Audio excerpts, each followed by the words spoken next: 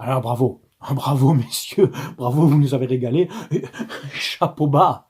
Celui-là, c'est en spécial dédicace à toi, Gennaro Gattuso, le coach. Hier, ce que tu as fait, c'est très bien. Très beau coaching, tactiquement, c'était impeccable. On les a mangés tactiquement, techniquement, athlétiquement. Tout ce qui finit en ment, regarde, tu mens. Salutations à toutes et à tous, Steve, supporter of Marseille. J'espère que vous allez bien. Si tu es nouveau sur ma chaîne, l'ensemble de mes abonnés et moi-même te souhaitons la bienvenue. Ici, on parle football. On va débriefer, analyser ensemble ce match Olympique de Marseille, Olympique Lyonnais. Match en retard de je ne sais plus quelle journée de Ligue 1 Uber Eats. Victoire de l'OM 3-0 à domicile. C'est parti.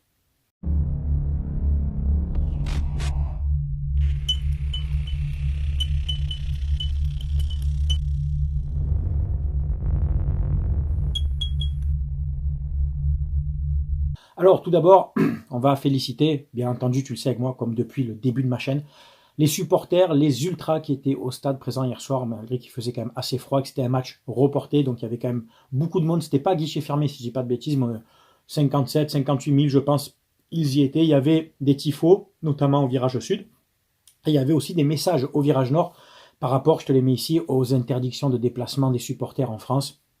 Décision prise par la LFP suite au malheureux, triste incident qui s'est passé à Nantes lors du match Nantes-Nice. Donc je présente mes condoléances à la famille du défunt. C'est triste d'en arriver là pour un match de football. Je trouve que c'est trop, là c'est exagéré, c'est trop le chambrage, les insultes dans le stade. Bon, ça va après, non. Pas de violence, pas de jet de projectiles, pas d'agression dans la rue, c'est pas possible ça, parce que ça reste du football quand même. Après, dans la vie de tous les jours, ça reste des humains, t'es un humain, des pères de famille ou pas pères de famille, enfin, c'est pas possible. C'est pas possible d'en arriver encore à ça, quoi. Sans parler après de tous les problèmes de racisme dans les stades, etc. Bon, là, il n'y en avait pas hier au Vélodrome parce qu'il n'y avait pas les supporters lyonnais. Ah ben oui, bah ça je vous la glisse. Ah ben oui, parce qu'on essaye de plus, il faut plus en parler, on essaie de minimiser, mais il va y avoir une sanction, je crois, pour les supporters lyonnais par rapport à vos propos, à vos chants, à vos actions qui sont graves en fait, hein, parce que certes, hein, le caillassage de bus qui a fait que le match a été reporté, ça on l'a tous dénoncé. On l'a tous dénoncé, supporters lyonnais, Marseille, d'autres clubs. Ça, le premier à dire que ceux qui avaient fait ça, c'était des abrutis. Par contre, quand tu es dans un stade, faire ce que tu as fait, ça non, c'est pas possible. Alors la compo, je te la mets ici tout de suite. Gennaro Gattuso nous a proposé un 3-5-2 ou 3-4-1-2. Hein, bon, voilà, tu as compris. Paolo Lopez dans les buts qui a vraiment pas eu grand chose à faire. Une frappe cadrée de Lyon, c'est en fin de match, une tête. Il a prise normalement, tranquille, hein, dans la niche comme on dit. Après que du jeu au pied où il a été très propre. Donc Paolo Lopez, impeccable. La défense à 3, il y avait Mbemba, Gigot en mode patron, capitaine et patron, et Balerdi. Les trois ont fait un très bon match. Ils ont contenu à peu près tout le match. Lacazette, Cherki. Il faut dire, voilà, Lyon, c'était pas tellement très dangereux, mais voilà, nos défenseurs ont fait le job, et Gigot notamment, en mode puissance guerrier, tu vois, s'est même porté souvent vers l'avant. Donc très bon match de notre défense. L'avantage de cette défense à 3, comme je vous dis depuis des années, pour ceux qui suivent ma chaîne, ça permet de libérer donc tes latéraux qui deviennent des pistons. Donc ils ont moins cette charge défensive dans la tête. Donc déjà, tu n'as, mine de rien, la tête décide pour le corps. Hein. Quand tu es libéré un petit peu psychologiquement de ta charge défensive qui est amoindrie, bien sûr que Murillo a défendu, et Lodi aussi, mais pas autant que dans une défense à 4. Et ça te permet aussi de concentrer tes efforts athlétiques, physiques, à l'offensif plutôt qu'aux tes tâches défensives. Tu vois ce que je veux dire? La défense à 3 permet déjà de prendre sur la largeur, hein, donc 3 défenseurs se partagent la largeur donc, du terrain, et un joueur comme Verretou peut descendre, s'intercaler entre 2 défenseurs, et juste en faisant descendre un joueur, en intercalant, tu passes à une défense à 4 avec une course d'un joueur de 30 mètres. Donc, athlétiquement, tu fais un effort, et tu passes très vite de 3 à 4. Et tout en sachant que tes pistons peuvent rester sur la ligne médiane. Tout ça, c'est du tactique. Tout ça, c'est des plans de jeu travaillés. Et moi, j'aime beaucoup ça. La Squadra Azzurra a beaucoup joué comme ça sous l'ère Lippi, et même après avec Donadoni, une défense à 3. Et c'est quelque chose que je préconise beaucoup, moi, dans le football moderne. Alors, tu ne diras pas toutes les équipes qui réussissent jouent comme ça. Hein. On a des contre-exemples, des équipes qui jouent à 4 derrière. Mais pourquoi? Parce qu'elles ont des milieux solides, des milieux costauds, qui font aussi ce travail d'appui hein, sur les latéraux. Après, c'est d'autres phases de jeu, mais moi, voilà, athlétiquement, défense à 3, ça me plaît, mais attention, ça demande une grosse concentration mentale, tactique, pour justement s'intercaler sur les couloirs quand les ballons partent dans ton dos. Si ça part dans le dos de Murillo ou dans le dos de Lodi. Tu vois, il faut savoir anticiper ça. Dans l'ensemble, ça a été très bien fait. Murillo, auteur d'un but. Alors, c'est le deuxième Panaméen, je crois, de la Ligue 1 à marquer un but. Le dernier, c'était Denis Valdés, ceux qui se rappellent de lui, Denis Valdés. Voilà, donc 30 ans après, Murillo marque un très beau but de la tête sur un centre d'Aubameyang. Hein, donc si on attaque avec le deuxième but, tu vois, il n'y a même plus de chronologie avec moi. Donc deuxième but, hein, voilà, Murillo, Aubameyang qui déborde et percute dans la surface, feinte de corps. Il déborde, il rentre dans la surface, centre du gauche assez puissant en hauteur, Murillo qui saute bien et qui quasiment à bout portant tape sa tête contre Lopez, qui était déjà dans la cage. Ça m'a fait un peu penser à un but de Taiteo de la tête contre le PSG dans les années 2008-2007, pour ceux qui s'en rappellent. Voilà, donc très beau but de Murillo. Mais avant ça, hop, on remonte un peu le temps. Il y a eu l'ouverture du score par Vitinha. Harit qui lance en profondeur, Aubameyang, qui part à la limite du hors-jeu, il prend de vitesse son vis-à-vis défenseur, les défenseurs reviennent, le gardien de Lyon sort, mais il la met, pas tellement en retrait, ils sont sur la même ligne, il fait une passe latérale, Vitinha la reprend bien du pied gauche dans le but vide, entre deux défenseurs quand même, il était bien placé, ça fait 1-0 à la 20e minute de jeu, avec un très beau mouvement d'Harit, Aubameyang passeur, et Vitinha à la finition. C'est un but d'école, simple, passe en profondeur, tac, prise d'information, passe latérale dans la surface et ton attaquant qui est à la finition. Pour la composition, j'avais oublié de la finir, excusez-moi, je me suis emballé, pourtant je ne suis pas un cadeau, elle était magnifique.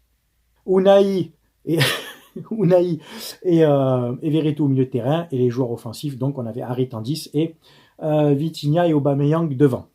Après le premier but donc de Vitinha, quelques minutes après, on a ce but de Murillo qu'on vient d'analyser, d'accord, on ne va pas revenir dessus, et on rentre à la mi-temps avec ce 2-0, mais on tient. Franchement, on tient cette équipe lyonnaise. Alors, dans la possession globale dans le match, c'est quasiment du 50-50. On a gagné beaucoup plus de duels que les Lyonnais. Par contre, eux ont gagné plus de duels aériens, pour la petite stat. La deuxième mi-temps commence, et on marque ce troisième but à la 55e avec un super travail de Vitinha. Chapeau bas.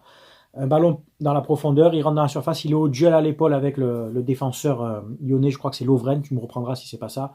Les deux tombent, il se relève, il continue sa course, Aubameyang qui a suivi rentre dans la surface, il est seul au milieu de deux défenseurs lyonnais et Vitinha qui fait une passe à l'entrée de la surface sur le côté, dans l'angle, mais à ras terre, mais fort claqué, tu vois, net, et sans contrôle, Aubameyang fusille Lopez et ça fait 3-0 donc. Bravo à Vitinha pour ta passe décisive et ton abnégation à aller chercher ce ballon, bravo. Et à la finition, bravo à toi, Aubameyang. Aubameyang, ce match, donc c'est 2 passes décisives, 1 but.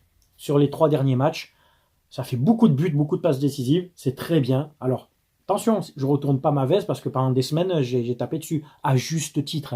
Si pendant des semaines, tu es nul, je le dis. Si après tu es meilleur, que tu fais des passes que tu marques des buts, je vais être content pour toi, je vais le dire. Mais j'attends de la continuité.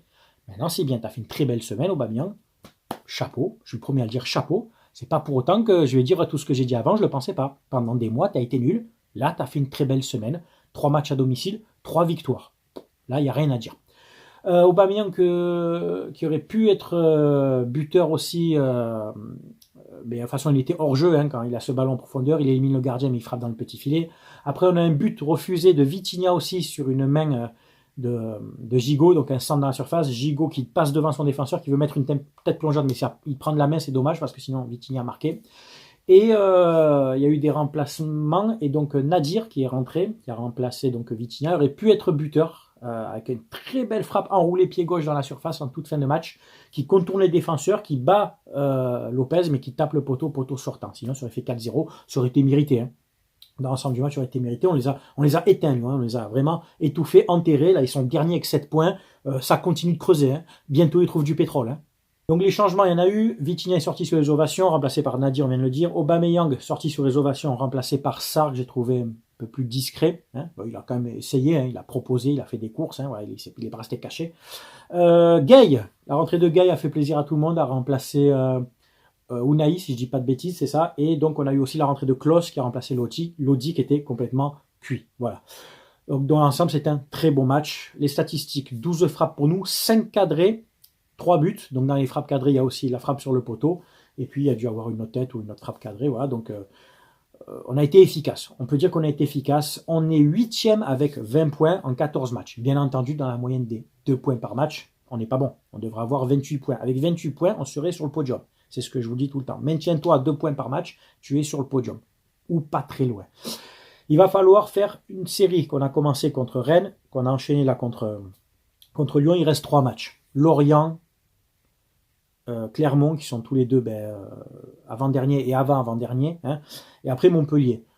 7 points sur 9, ça serait le minimum. À Lorient, on reçoit Clermont, normalement on attend 6. Et Montpellier, admettons, allez, pour pas recevoir trop gourmand, un match nul là-bas, 7 points sur 9 avant la trêve. On recollerait un petit peu plus, tu vois. Et puis, il faudra continuer à faire des séries, rester sur cette bonne dynamique malgré la trêve après hivernale, parce que si on veut recoller au podium, on n'aura pas le choix. Après, ça sera quand même dur d'accrocher le podium, même malgré que une saison, c'est encore long, hein, parce que les autres vont peut-être faire des faux pas aussi, peut-être que nous, ça va aller mieux, peut-être qu'un mercato d'hiver pour ajuster un peu quelques 2-3 trucs, ça va un peu améliorer l'effectif. On a les retours de Gay, ça va faire du bien. Est-ce qu'Aubameyang et Vitinha ont lancé réellement leur saison? Est-ce que vraiment maintenant psychologiquement ils sont mieux? Est-ce que Gattuso va maintenir ce 3-5-2 avec un numéro 10, en l'occurrence Harit? Moi j'aime beaucoup ce plan de jeu. À voir. Moi j'aime bien ce plan de jeu, donc est-ce qu'il va le maintenir? Est-ce que là ça a apporté ses fruits, mais contre le dernier quand même, contre une équipe qui est vraiment à la ramasse. Donc est-ce que c'est vraiment significatif? À voir sur les prochains matchs. Petite parenthèse, on en parle du maillot de Lyon. Non mais c'est quoi ça? C'est qui? C'était un projet d'une classe de CE2 ou quoi? On dirait maillot la foire fouille. On dirait les gilets des vendeurs de la foire fouille, sans manquer de respect. Oh, il n'y a rien qui va. Il n'y a rien qui allait avec eux. L'équipe, le maillot, rien. Arrêtez tout de suite ce maillot-là. Il faut l'enlever de la vente. Il faut l'enlever des étalages, comme on dit. Je ne sais même pas si mon partenaire maillogo.co le vend celui-là. D'ailleurs, j'en profite, je fais la transition. N'oubliez pas mon partenaire en Chine, maillogo.co. Offre spéciale Noël. We wish to a Merry Christmas avec Maillogo. Tu peux avoir 1, 2, 3 ou 4 maillots offerts jusqu'au 31 décembre. Tu passes commande jusqu'au 31 décembre. Comment tu fais? Tu vas sur maillogo.co, pas .com.co.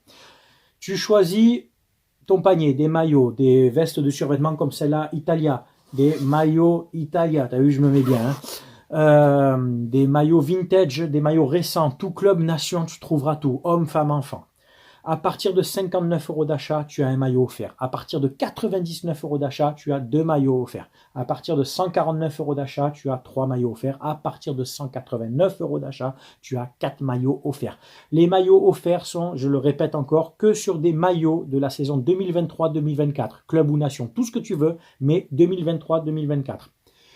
Quand tu as fait ton panier, selon où tu en es de ton montant, hein, si tu as droit à 1, 2, 3 ou 4 maillots offerts, tu vas dans l'encadré observation ou note et tu marques maillot offert, admettons maillot OM 2023, tu mets domicile ou extérieur et surtout n'oublie pas de mettre la taille.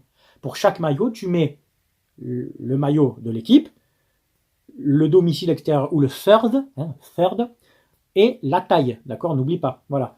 N'oublie pas de mettre mon code SOM, tu auras en plus 15% de réduction, donc en plus. Les frais de port offerts à partir de 79 € d'achat. Je te dis, c'est guinguette, hein, c'est Noël. Et en plus, exceptionnellement avec moi sur ma chaîne, exceptionnellement, depuis 3 ans maintenant, si tu découvres ma chaîne, nous récoltons des fonds pour 2 associations sur Marseille, les Petites Sœurs des Pauvres, qui est un EHPAD pour personnes âgées dépendantes, et Sourire à la Vie, qui est une institution à Marseille, une association qui s'occupe d'enfants malades. Voilà, atteints de cancer notamment. Donc, à chaque fois que tu fais une commande, 5% de ton panier m'est reversé, que je mets dans une cagnotte pendant 1 an. Et au mois de juin, juillet, je prends tout l'argent cumulé d'une année et je partage 50-50 aux 2 associations que je t'ai citées. Et je le fais depuis 3 ans, on en est à 4 000 € de dons.